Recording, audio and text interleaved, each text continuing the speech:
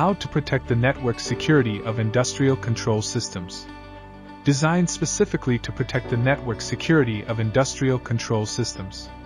Adopting a whitelist protection strategy to effectively shield unknown security risks. Machine learning assisted whitelist generation, simplifying configuration steps. Avcomm Industrial Ethernet Firewall S2100 Series. Multi-industrial protocol analysis.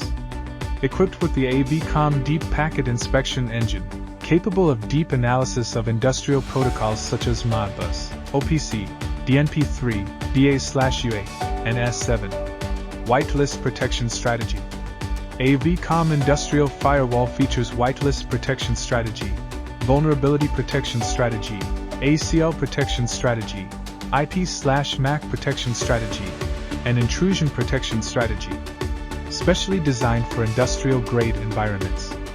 All models are housed in high-strength metal enclosures, support redundant dual power supply, operate in temperatures ranging from -40°C to 85°C, support DIN rail mounting, and resist electromagnetic interference.